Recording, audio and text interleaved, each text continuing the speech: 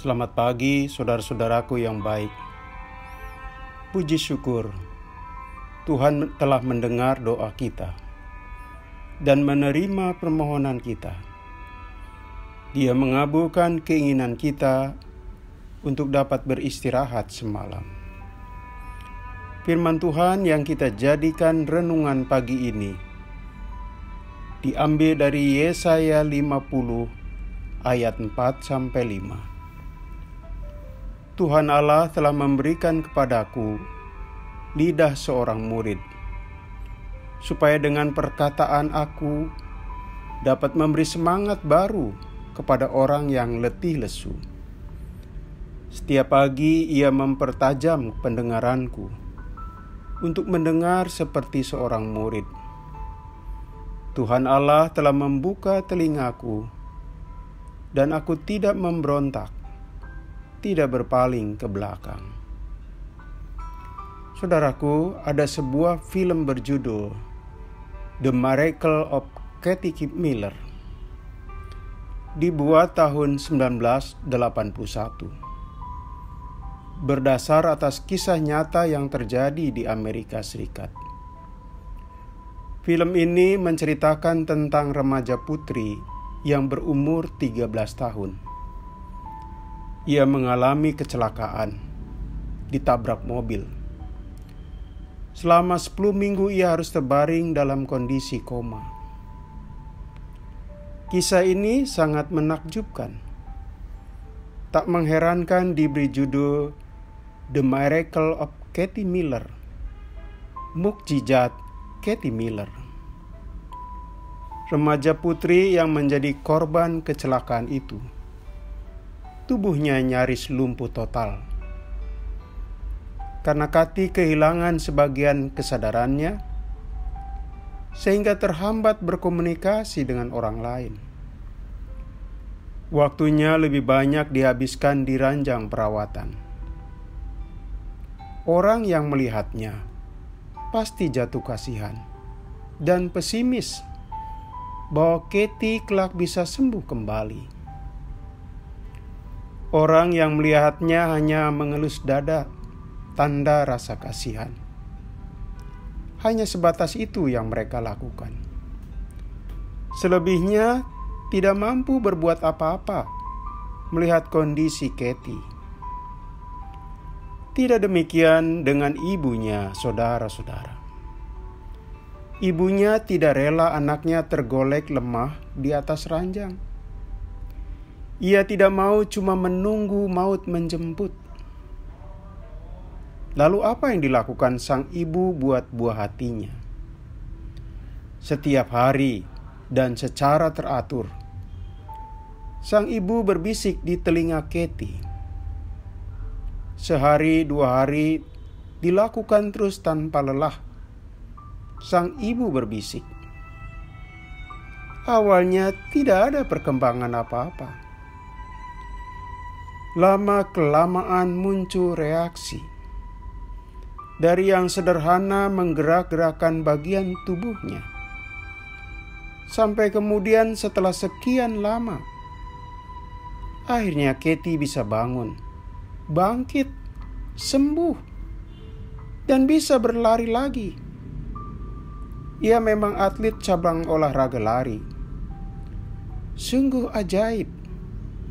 Ternyata menakjubkan, miracle telah terjadi. Saudara, konon bisikan sang ibu yang dipakai Tuhan. Bisikan yang tekun dilakukan terus-menerus tanpa jeda, menjadi alat efektif memulihkan si Katie. Pertanyaannya, apa yang dibisikkan sang ibu? Ternyata sang ibu tanpa lelah, tanpa bosan, lewat bisikan, ia bercerita hal-hal yang bisa memompa semangat hidup. Bisikan itu berisi motivasi agar Katie jangan putus asa. Berbagai cerita yang menggairahkan supaya dia mau bangkit. Dan hasilnya tidak mengecewakan.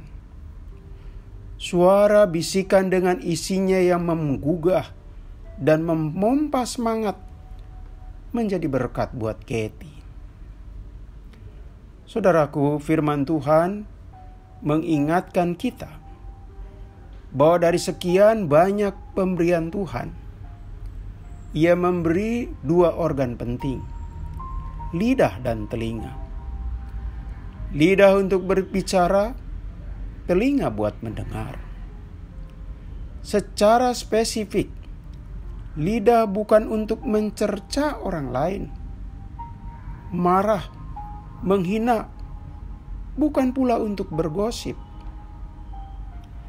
Tapi Nabi Yesaya mengungkapkan bahwa lidah bermanfaat mengangkat orang yang mentalnya terpuruk. Dipergunakan untuk merangkai ucapan yang memberi semangat bagi yang letih lesu. Lidah melahirkan kata-kata, sehingga membuat orang letih lesu bisa bangkit dan berpengharapan, saudara-saudara. Sedangkan kita dianugerahi telinga, agar kita mendengar suara Tuhan, berfungsi membangkitkan ketaatan dan kesetiaan kepada Allah. Jadi telinga bukan untuk kita pakai mendengar suara hasutan untuk membenci orang lain. Bukan juga untuk menerima suara yang mengajak kita bertindak merugikan orang lain. Telinga kita untuk suara kebenaran yang melembutkan hati kita, yang mendorong kita sebagai murid yang taat atas kebenaran.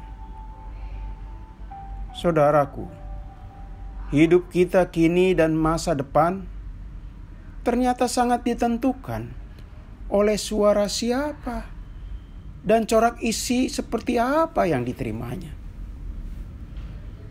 Dengan kita mau mendengar suara Tuhan, maka akan terpeliharalah iman dan kesetiaan kepada Tuhan. Dengan terbuka atas suara sesama yang menyemangati kita, akan mendorong kita berjalan ke arah yang tepat. Dan perlu kita ingat, kita juga jangan jenuh dan lelah memberi suara yang lembut dan menyejukkan bagi orang-orang yang kita kasihi, maupun sesama kita. Niscaya suara yang baik, suara yang merdu, suara yang benar, dan yang memotivasi tidak akan sia-sia, tidak akan percuma, karena Tuhan menjadikannya sebagai berkat bagi kehidupan. Mari kita berdoa. Tuhan, karuniakan kami lidah yang bermanfaat bagi sesama kami. Mampukan kami menciptakan suara yang nyaman dan sukacita bagi sesama kami. Telinga kami pun terbuka untuk mau mendengar suara-Mu. Dalam nama Yesus kami berdoa. Amin.